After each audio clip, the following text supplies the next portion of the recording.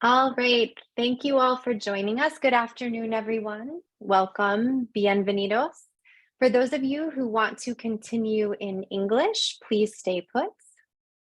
Las personas que desean escuchar la versión en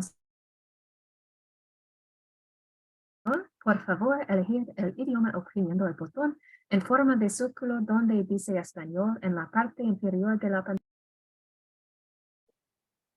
Thank you, Tiffany. And again, welcome and good afternoon to all of our live attendees today. We are grateful you are here to engage in our webinar, Student Voices and Advocacy for Student Mental Health. I am Molly Streer, and I am one of the hosts of our webinar today. I use the pronouns she, her, and I'm a white cisgender female in my early 40s with pulled back dark brown hair. I am wearing a black top and my background is blurry. I am the school counseling program coordinator in the Department of Counseling here at San Francisco State, and I am one of the co-investigators for this project.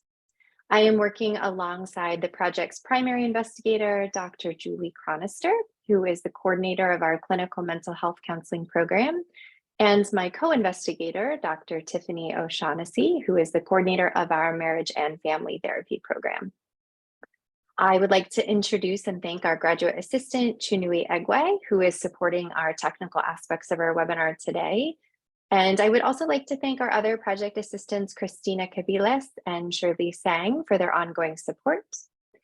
I would like to acknowledge that San Francisco State's campuses in San Francisco sit on the ancestral homeland of the Ramaytush Ohlone.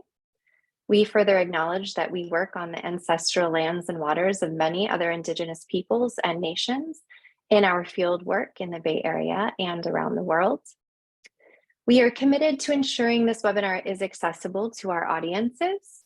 Closed captioning is available in the closed captioning option at the bottom of your Zoom screen. If at any time your access needs are not met or become not met during the webinar, please send a chat directly to a host or co-host. Access is always a work in progress, so we do appreciate your comments, feedback, and support. This is our third webinar of the year, sponsored by our Equity and Justice-focused Integrated Behavioral Health Counselor Training Project, which is fully funded by the Department of Health and Human Services, Health Resources and Services Administration as part of an award totaling $1.9 million. A couple of additional things before we begin.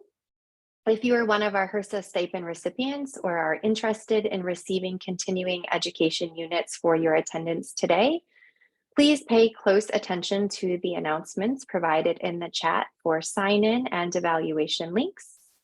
As a reminder, this is a live recorded Zoom webinar. Therefore, the audience is not visible and the audience cannot turn on their video or audio. The chat function is available for comments, sharing of resources, supportive emojis, etc. To ask the presenters a specific question, please post your questions in the Q&A function. Q&A will occur during the last 10 to 15 minutes of the webinar. So please post your questions in Q&A as they emerge, and the presenters will answer questions at the end of the webinar. I am very excited to share that our webinar today will look a little differently than our previous webinars, as we have an incredible panel here to share their wisdom and expertise. After introductions, our panel will collectively present an overview of their amazing advocacy work, and then we will engage in a facilitated question and answer session. Our presenters are joining us today on behalf of their work with the American Civil Liberties Union of Southern California, and more specifically, the Youth Liberty Squad.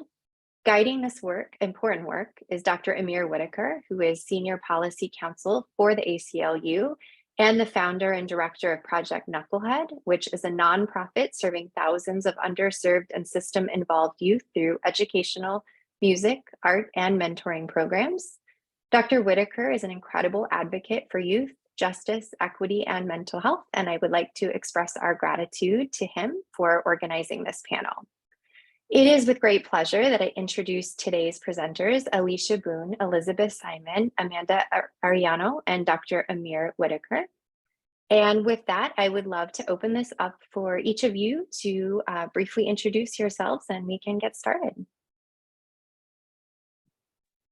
Hello. Thank you. My name is, sorry. Oh, please, Alicia, please. Okay. My name is Alicia Boone. I'm currently a sophomore attending USC. I'm majoring in narrative studies with a minor in theater animation and student mental health, students access to arts equity, passion, issues that I'm very passionate about. So I'm very thankful to be on this panel today to share my experiences. Hi, my name is Elizabeth Simon. I go by she, they, and I'm a first year at UC San Diego. I'm a major in political science with a specialization on public law. And I've been working with the ACLU for about 2 years now. I'm an alumni now, but I really enjoyed my time with the YLS. Hi, I'm Amanda. Use she, they pronouns. Due to my mental health, I'm taking a gap year this year. But other than Thanks, Amanda. Thank you, Alicia. Thank you, Elizabeth.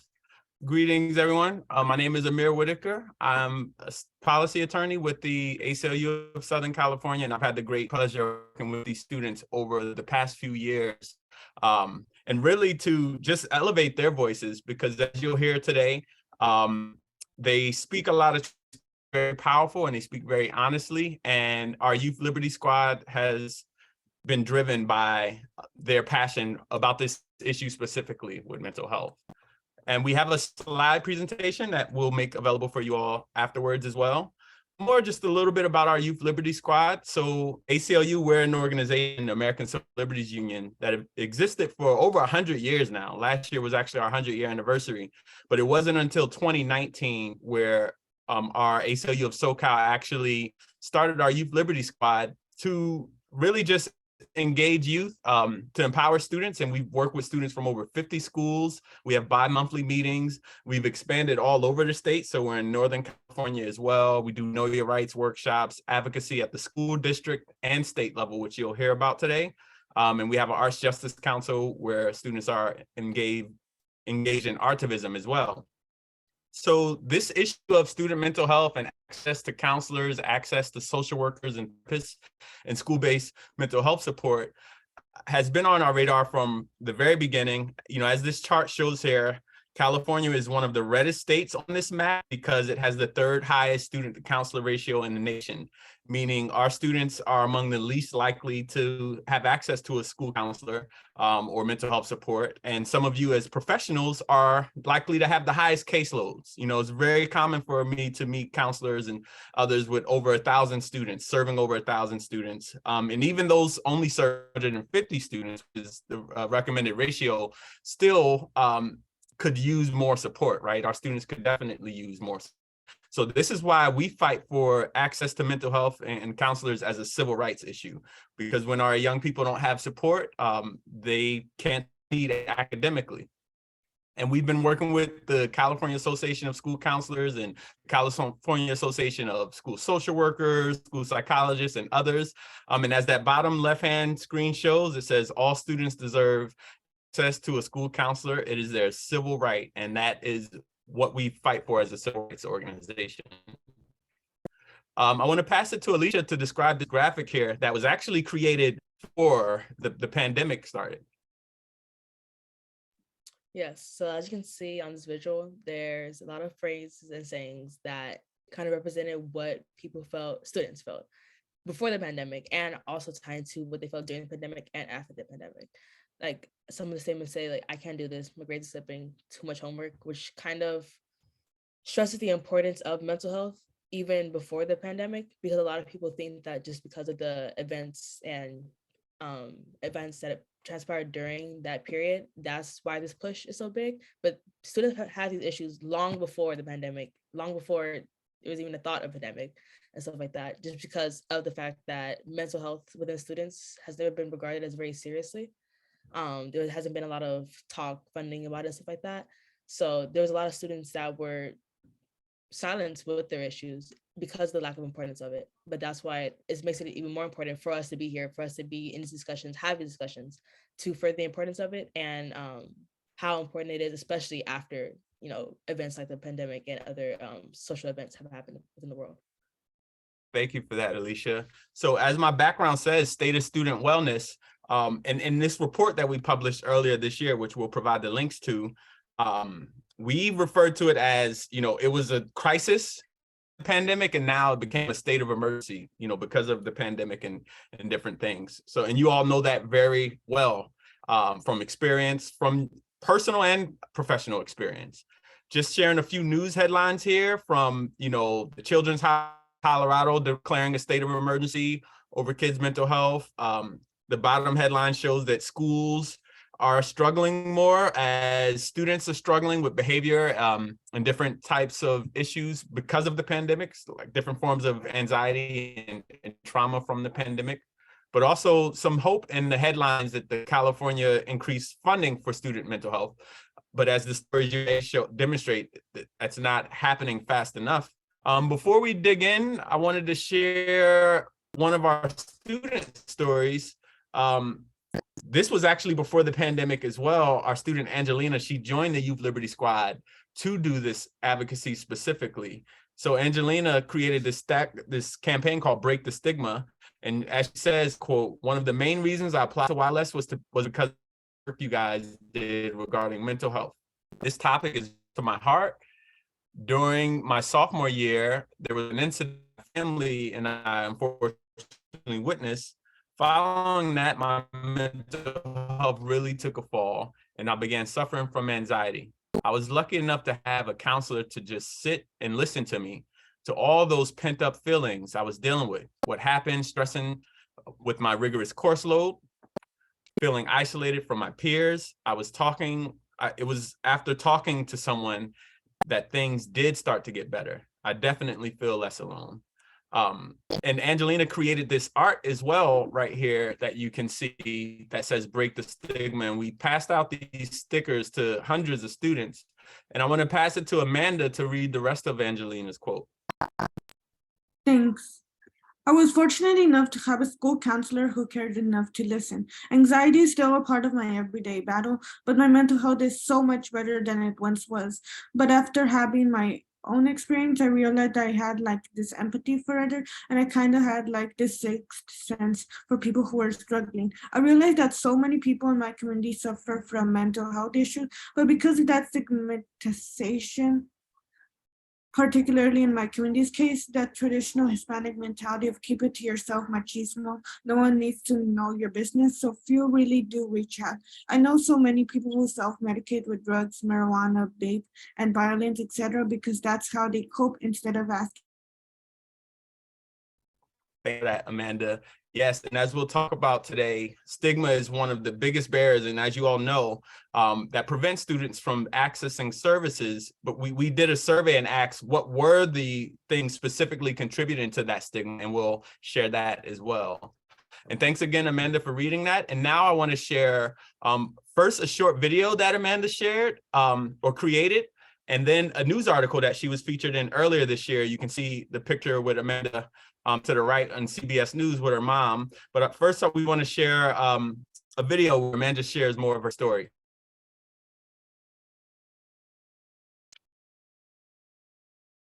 Just confirming, are you all able to hear that? Just, can you all hear me?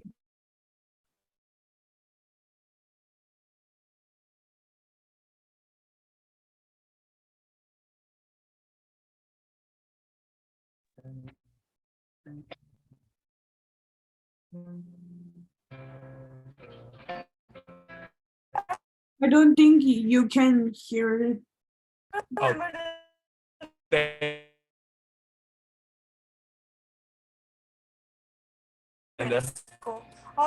let me change mine really quick and to share additional video that Amanda created. I believe were you a junior or senior when you created this, Amanda?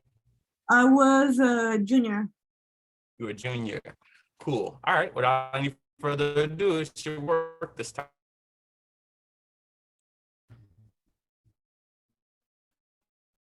Let's see. Rewind it.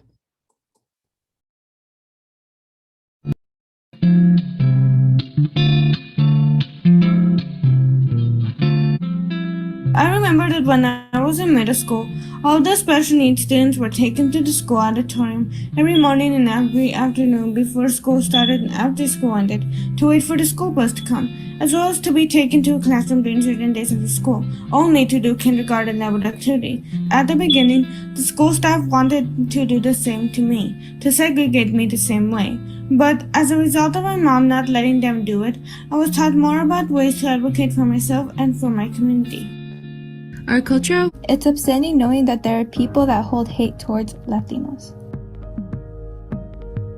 I realized that there was a cold and low compassion reality of this community. Indeed, there was a non-empathizing, non-good-mannered community that only negatively judged the special needs community with little respect. Even though I have been socially rejected by my classmates throughout my school life, my mom has always said to me that even though that happens, as a result, my classmates lose the opportunity to know an incredible girl like myself. Even though I have a disability, I've never felt different or inferior because of this. I feel that I am a very talented woman with a great kind heart. I believe this has empowered me as a woman living with a disability and fighting for my community, which has motivated me to film and edit a video explaining how the media stereotypically portrays people with special needs. We have to break these stereotypes, bring consciousness and sensibilize youth our age to generate inclusion, both in schools and in our community. I want people to respect others no matter race, gender, sexual orientation, religion, etc. We are all people and we all deserve our rights. All of us are beautiful flowers. Yes, thank you for making that a video, Amanda, and thank you for sharing that in your bravery. I love sharing that. We've shared that with, whenever I have the opportunity to speak on this issue, and they're interested in student voices, I try to share that video. Now I'm just sorry with the technical difficulties trying to pause it here. But yeah, Amanda, you want to share anything else about the process of making that video and just how you became so brave? And shout out to your mom, Maria. I love your mom. And that's what we want to do at the ACLU, is help parents, help students speak up for themselves. But your mom had been doing that before. So you want to share anything else, Amanda? Wait, what did you say again? You want to share anything else about how, empowering it is sharing your story? And I mean, I know personally with the Youth Liberty Squad and all the students who get to work with you, it's just an honor. But what gave you the bravery to share your story and your experience with that? I feel that it kind of leads up to a certain topic, which would be like helping, first of all, people, helping generate more inclusion in people, especially with people with special needs. I also think it's good because it takes on the topic of women's rights / women's empowerment.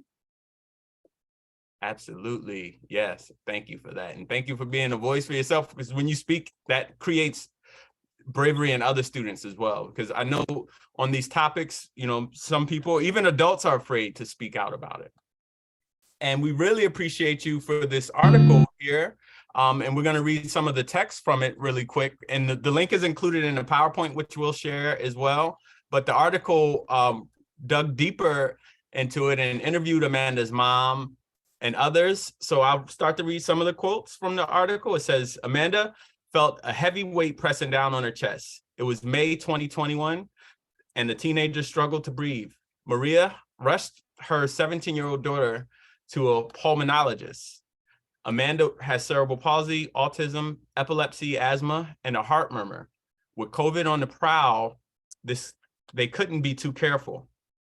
This wasn't a asthma flare-up, the doctors told them.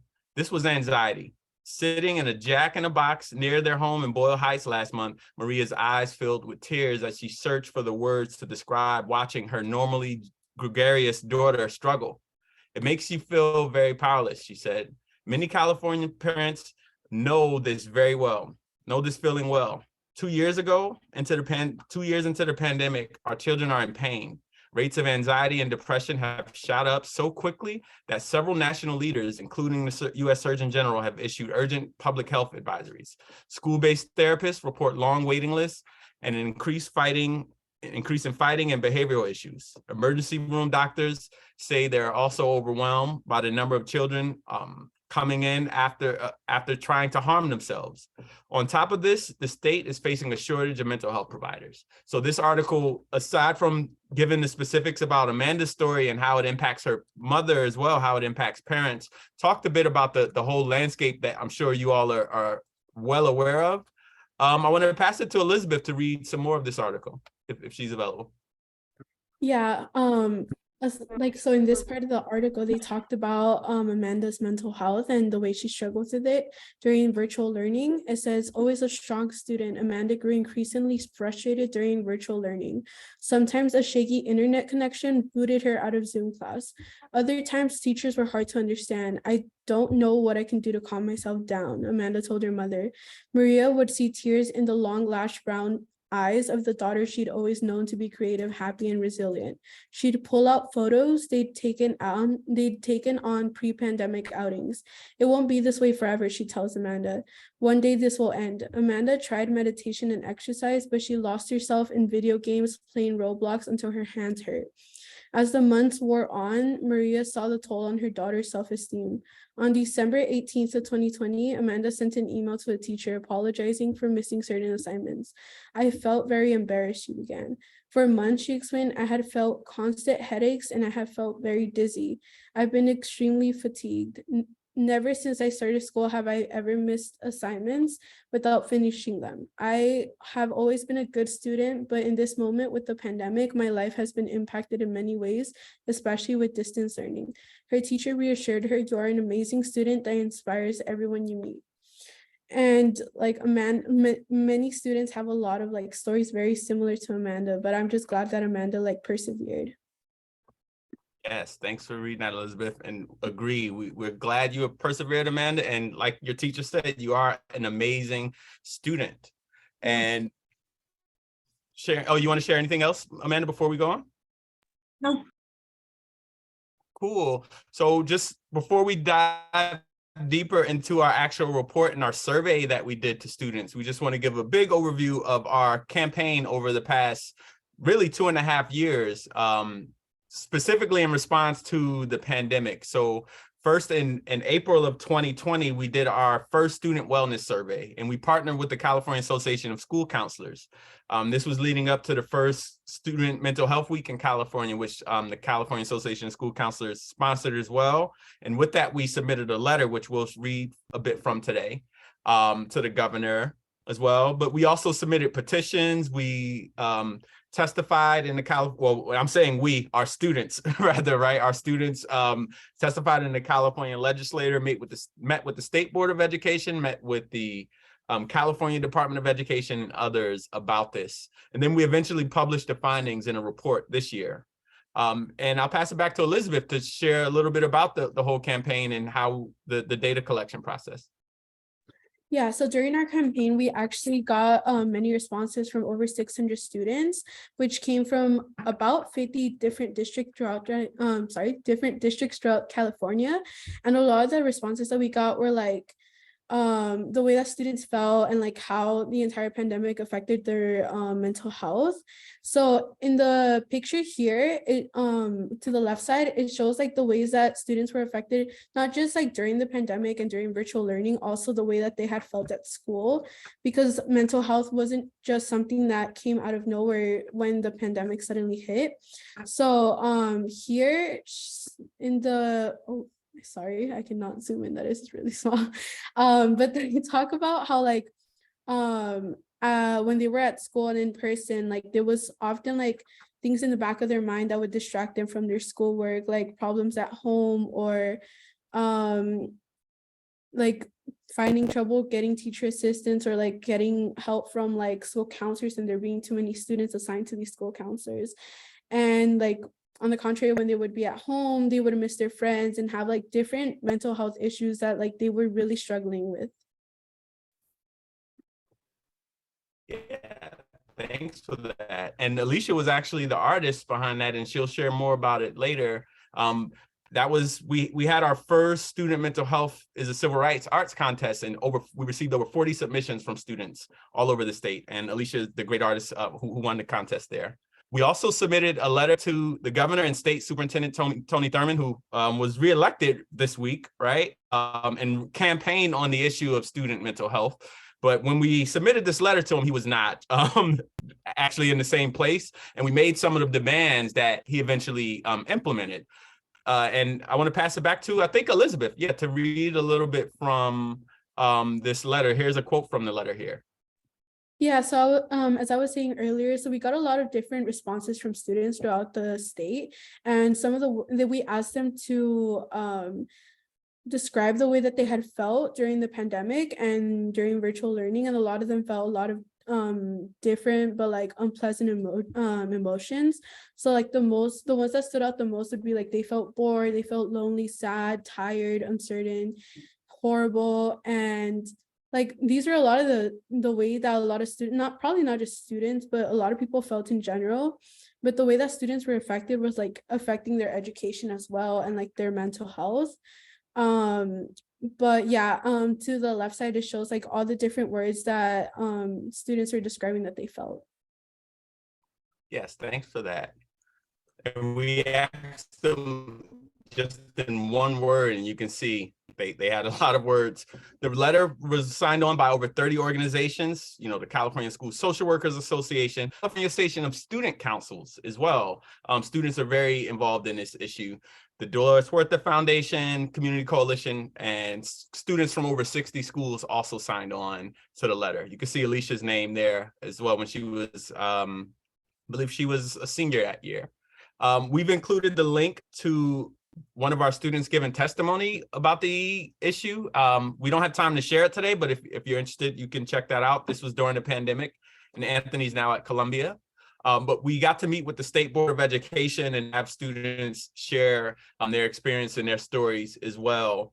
One of the most important findings from the study related to the need for mental health service. So we asked students if they were receiving mental health services or support before the pandemic, and then we asked them if they thought they needed the services or support now, if they weren't.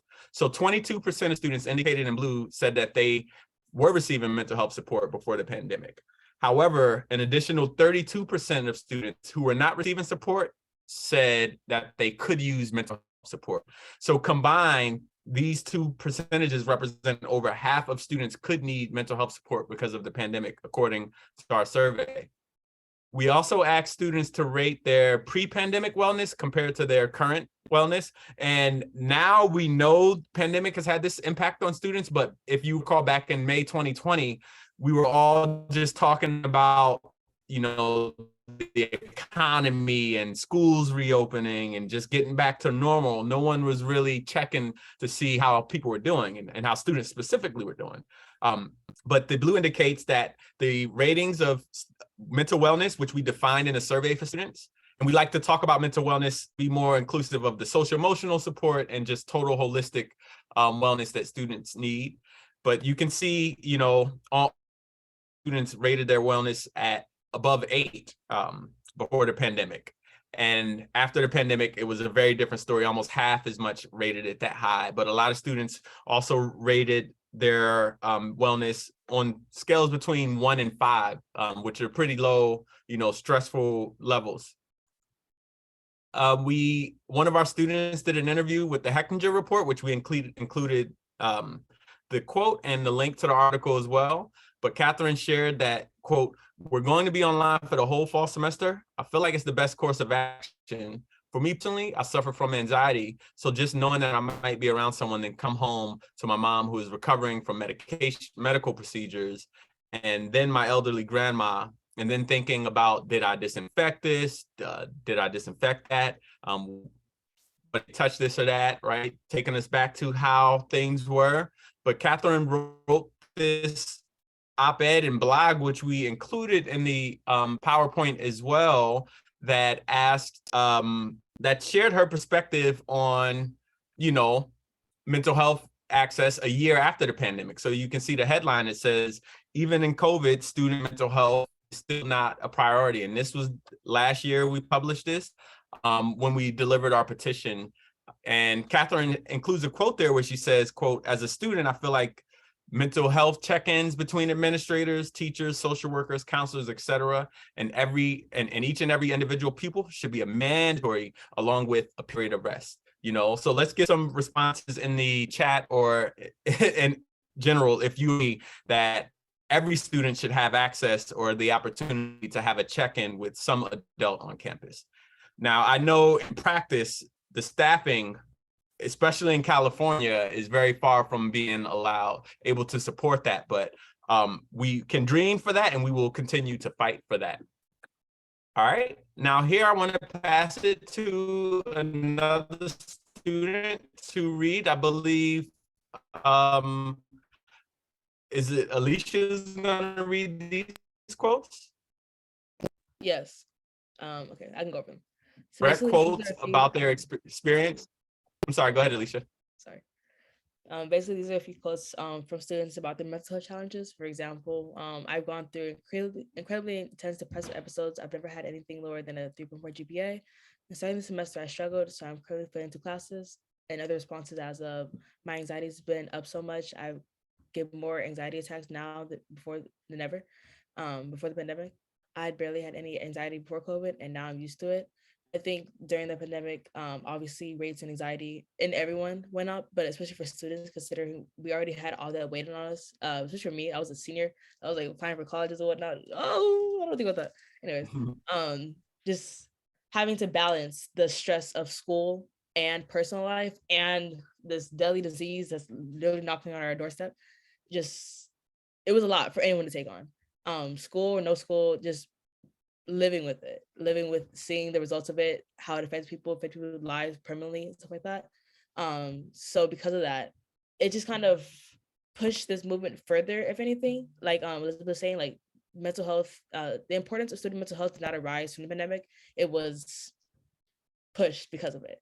Because on top of this, students were really starting to speak out, like, we can't take this anymore. Like, we've been settling for the lack of resources. We've been settling for how much we've been dismissed and stuff like that for all this time, but we can't do this anymore. Like, it reached a breaking point during the pandemic for sure. I think that could be accurately said.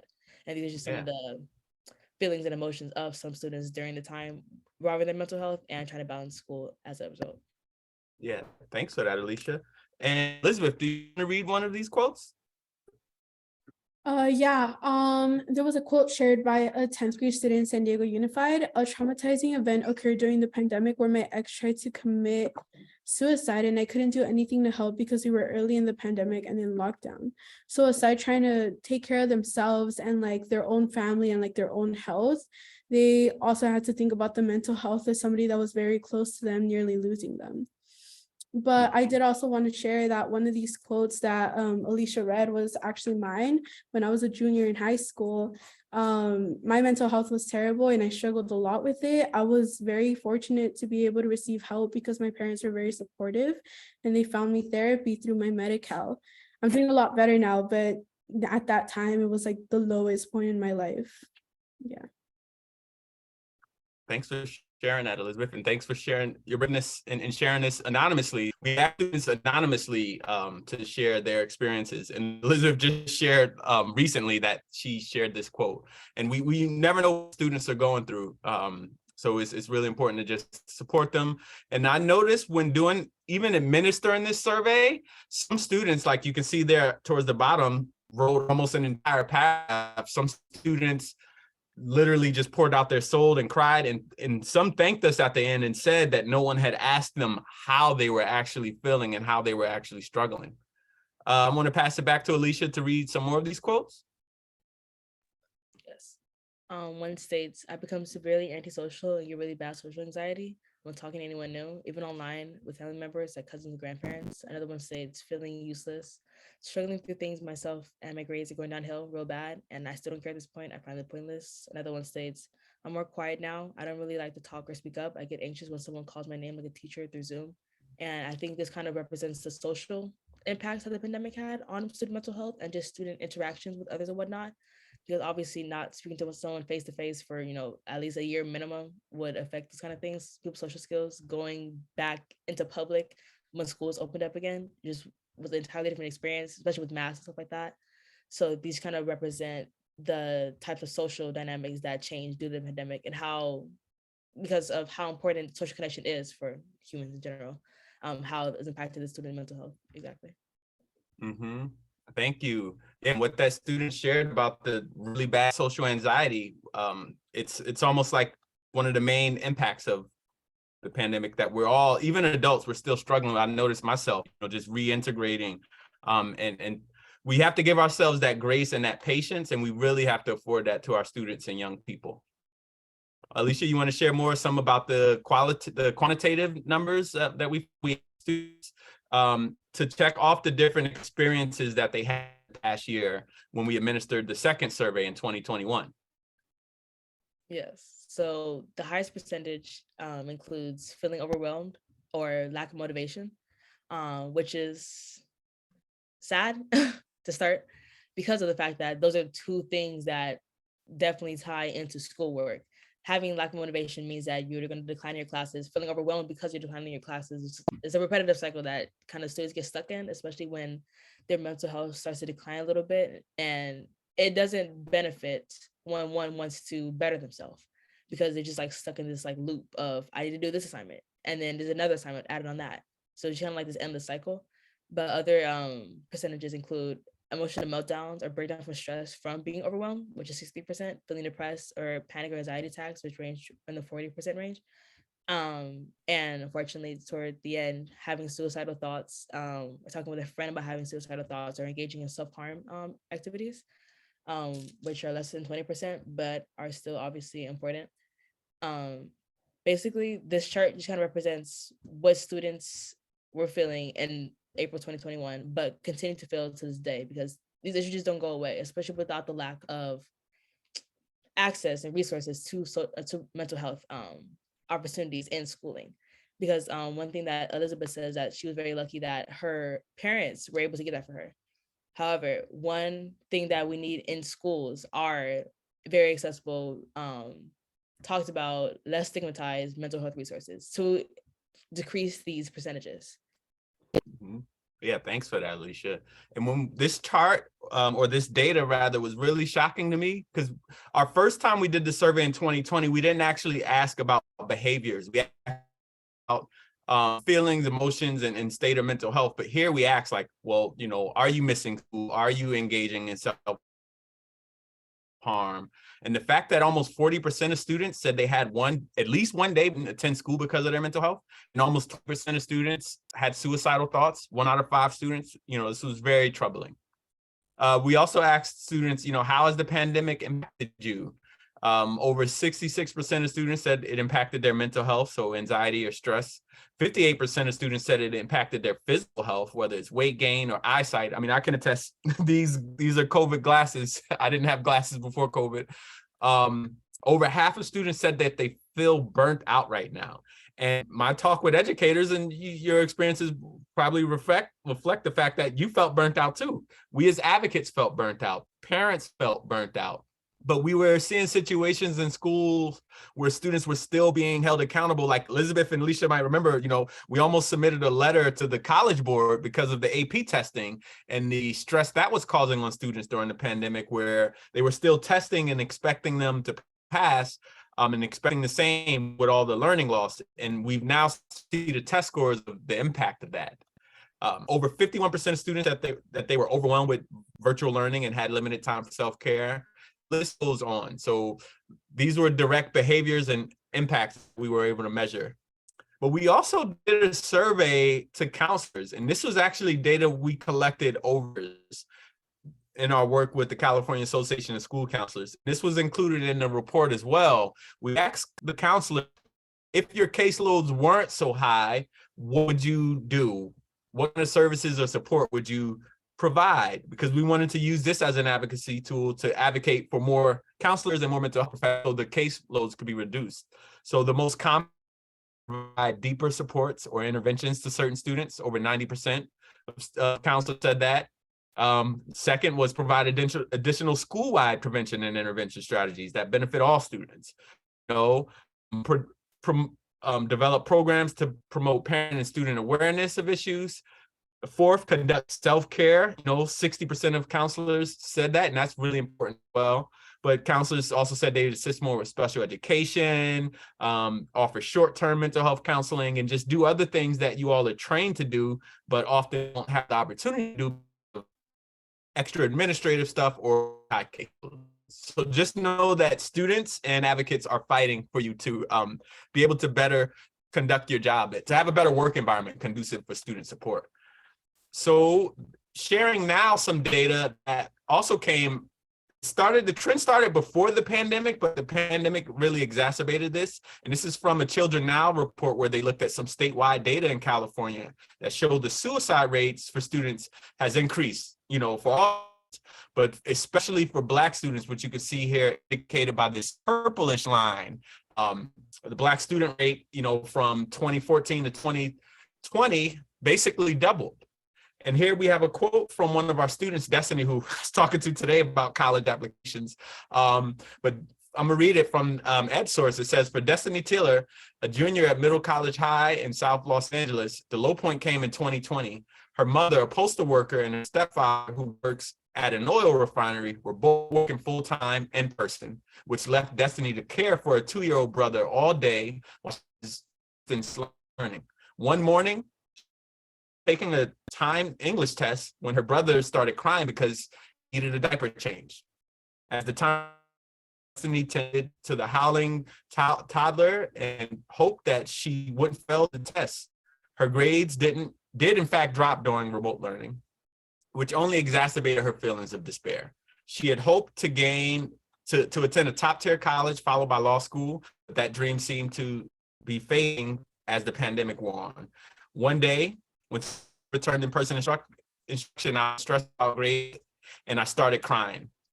Destiny said, a counselor saw me and brought me to her office. She didn't judge me at all. She just listened. It definitely worked. I saw her a few times. I'm really grateful she offered that. So I really wanted to get to that end there so you all know just offering that space and that support, can really make a difference, as you all know, for students. Share that quote directly. And I'm working with Destiny now. This is still impacting her. She was a junior here last year, but this still impacts her. So we asked, this was the slide that I shared already.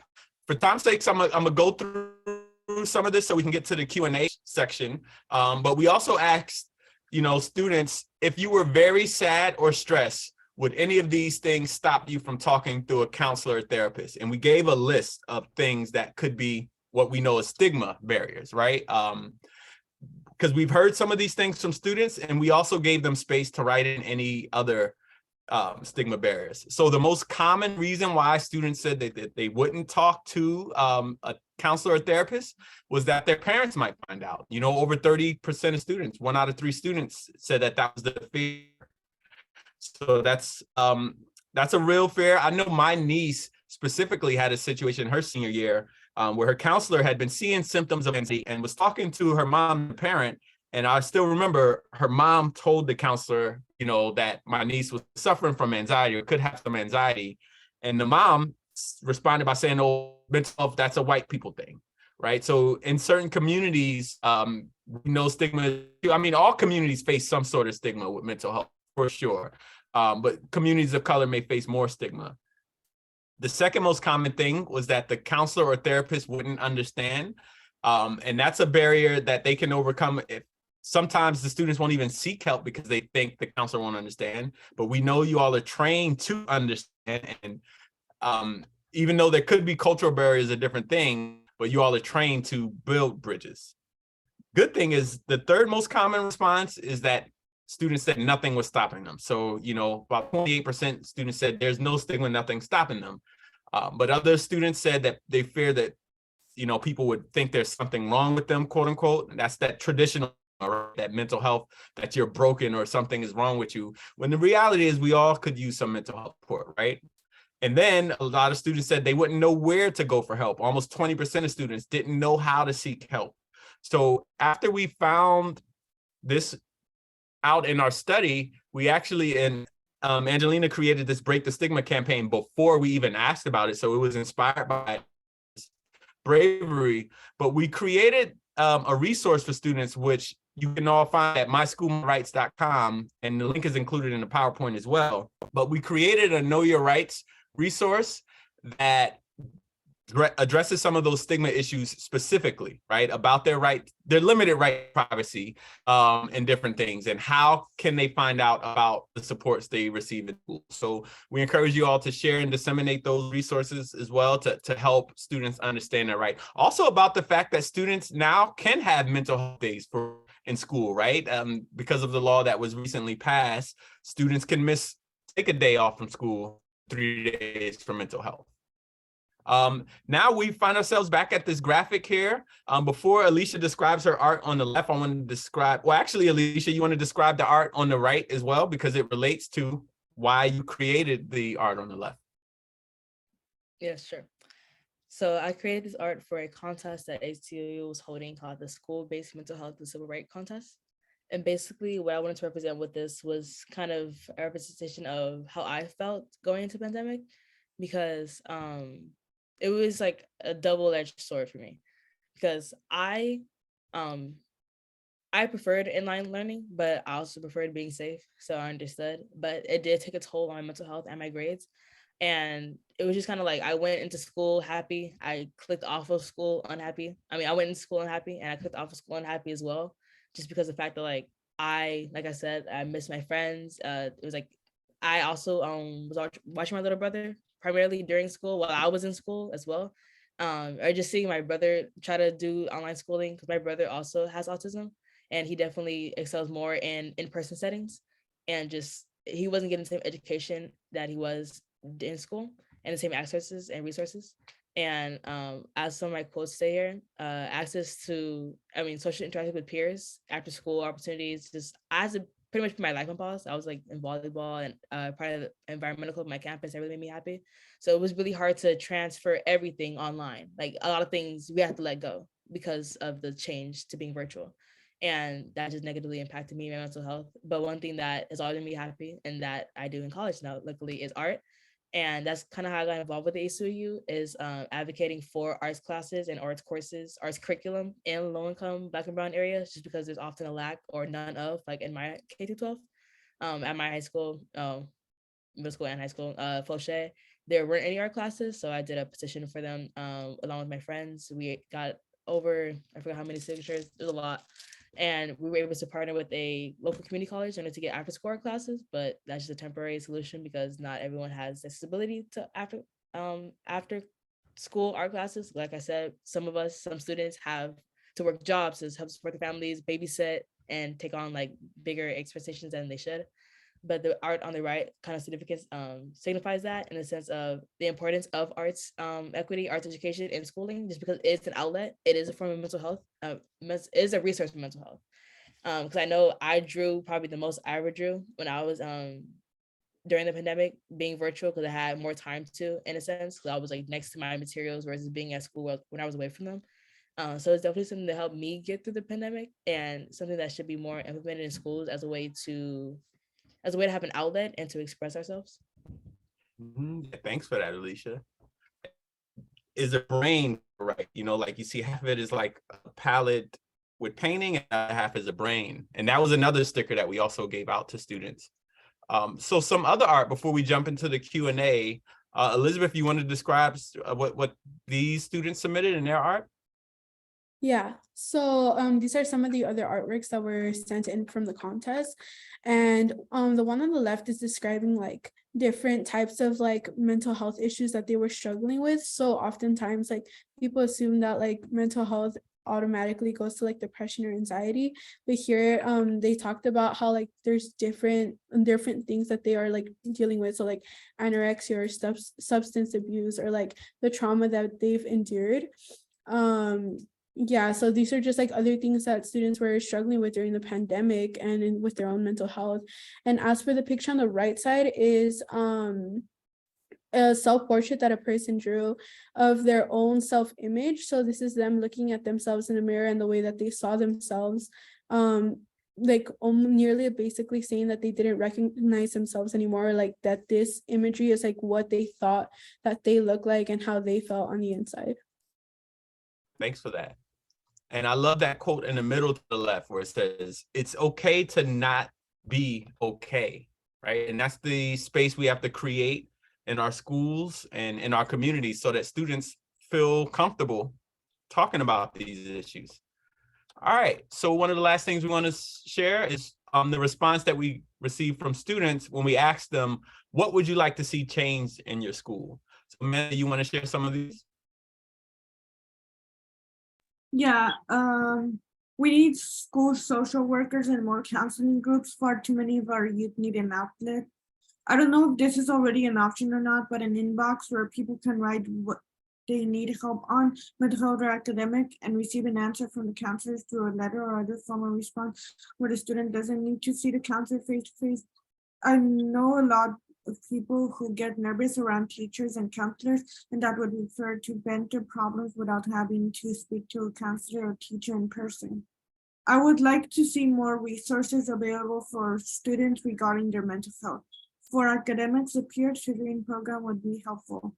Also, I know many students are going to be very behind, so I'd love to see a course stash program dedicated to ensuring those students can not only catch up, but also avoid falling even more behind when schools reopen. Thanks, Amanda. Some great ideas from students. And I want to encourage you all, as practitioners, to just ask students what they need or how to better support them. Because oftentimes there's that adultism where we just impose what we think is right and best for the students when, especially young adults, teenagers, but even younger, they can articulate what would best support them. Like, these are some really creative ideas, right? And I know there's like some confidentiality issues and other stuff. I mean, one student just said a school nurse would be nice. I mean, some schools literally just don't have nurses, right? And some of you might be the only counselors at your schools or split between multiple school sites. I know some counselors that are split between 3 elementary schools, so we know our resources are limited, but our students have innovation and ideas. I won't go through all of the specific recommendations, but in our report, which again, the final slide links the report and other resources. The report has school level recommendations, district level recommendations, and state level recommendations. But at the school level, we just encourage maximizing Medi-Cal reimbursements. A lot of students also shared that they thought they couldn't afford mental health services. And I believe 60% of California students could qualify for Medi-Cal. Administer research-based and professionally supported surveys to assess the trauma of the pandemic. I think that's something we still are figuring out the exact impact of it. Student-driven and culturally responsive spaces and art projects like ancestral altars to support grieving. That was an idea that came from a student who said, they lost people during the pandemic and the school should create space for students to honor those ancestors and grieve because they're carrying it, right? So why not create space in school? Luckily, we did this one here, provide know your rights information for students to teach them about their rights, and that's what we created. Some district level recommendations are included in there as well. But now actually we can open it up to have the discussion with students. And we have a few questions we'll start with, and then we'll open it up to the general public. Right? Yes, and we actually only have about 5 minutes left. We only have an hour today. So with that, thank you. I just want to thank you all so very much. That was an incredibly powerful presentation. And as much as we did want to ask you, a bunch of additional questions, you really answered a lot of them. So thank you for your presentation today, but also for your advocacy work and leadership. This was really inspirational and very powerful. So it was really amazing, and we really appreciate your time. With that said, we've got one question from the audience, so I'll actually jump to that rather than the questions that we'd prepared, because it's a thoughtful question I would love to hear your opinions on. So what do you think about youth peer counseling programs? Do you think this would be too stressful for youth peer counselors since so many youth are stressed? I also have heard that youth will not call warm lines or hotlines. What are your thoughts on that? And does it make a difference if it is a youth peer run line like the California Teen Line? And anyone can answer. So peer counseling, what do you all think of that? I think that, oh, sorry, Alicia, go ahead. Okay, I'll go. I think that I personally have not heard of any, but I think it'd be a good option just because a lot of the times, like we said earlier, adultism can be in play. And a lot of times when it comes to counseling, I know someone mentioned earlier that like, is it always a fear of waiting to my parents? Like, I feel like within each other, within people around our age range that are experiencing the same things as us, we can find comfort in that. I think if they were made accessible through school, because that's the main thing that like I think we all want to kind of focus on is getting these resources through school, not having to like because school is being one of the main issues that is causing a lot of these issues. Like school should be accepting to the idea of trying to help them in a sense. So if there were like a space where like students could go and whatnot and just talk to each other and whatnot, that'd be great and whatnot. And for your second question, youth would not call warm lines or hotlines. I think that also just kind of ties to the stigma around it. Like, will they be able to really help me? Like, will they just make fun of me? Will they be able to understand me and whatnot? So that's just kind of like as per person. One of the things that we had kind of proposed as a solution would be to have kind of like mental health courses in school by trained professionals. That's one of the main things that we kind of talked about in our discussion meeting, being like, oftentimes we get the basic needs, basic resources, but they're not sufficient. They're not long-term. Like if we were to have a course of which that has, or resources or counselors in schools for different issues like mental health or like LGBT or sexuality issues or home issues or whatnot, like different counselors for different needs that specify and kind of target the issues that students are facing, that would be like the best long-term solution for these issues that students are going through. But that is just my opinion. Thank you so much, Alicia. I wonder really quick if you all in our last 2 minutes, you have a room full of counselors and counselors in training. What do you want us to hear? Well, first of all, I would want to say thank you for like the jobs that you guys are going into and that you are currently working on. I would just encourage you to like listen and like make connections to the students that you are going to be connecting to, and like just be open to like the different experiences that mostly like brown and black low income students face. So just yeah, just be open to the new experiences that they might like give you and be I don't know where to go on, but yeah, just make it a safe space for students.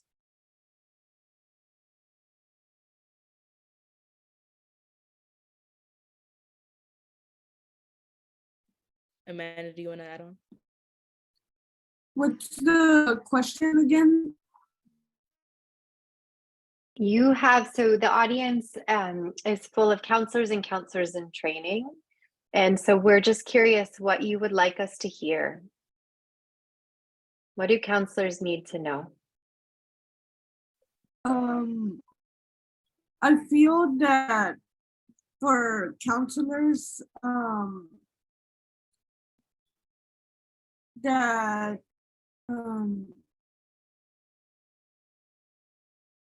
probably like maybe try to make a good connection with their patient or with the person they're talking to, and maybe try to make them make in the space where they are talking to try to make them feel as comfortable as possible so that maybe they could express their thoughts. Thanks for that, Amanda. And I remember in our practice session, you shared something about the difference between accessing counselors at school and out of school or in the community or in hospitals. And sometimes you shared that sometimes in the communities, it's better or easier. So I think that's something for counselors to hear as well, just to make sure our school-based services can be as good as the other ones, right? Right. Cool. So thank you all. My apologies. I don't know why I thought it went until 4:50 because of the invite. I thought we would have a robust conversation. But I really thank Amanda, Alicia, Elizabeth for doing this. And Molly, San Francisco State University, thank you all for the opportunity. Yeah, thank you. Our sincerest gratitude truly for being here today, but just for your leadership and advocacy efforts generally. You have done amazing work. So thank you for sharing your courageous stories and your leadership with us today. And I too am sorry that we do need to wrap up, but thank you so very much. Thank you, Elizabeth, Alicia, Amanda, and Amir. Thank you for bringing this together. We cannot thank you enough for your time and your amazing work that you're doing. So thank you for sharing your wisdom with us today. And thank you to all of our attendees for being here to share in this experience. And we hope you enjoyed yourselves. Thank you.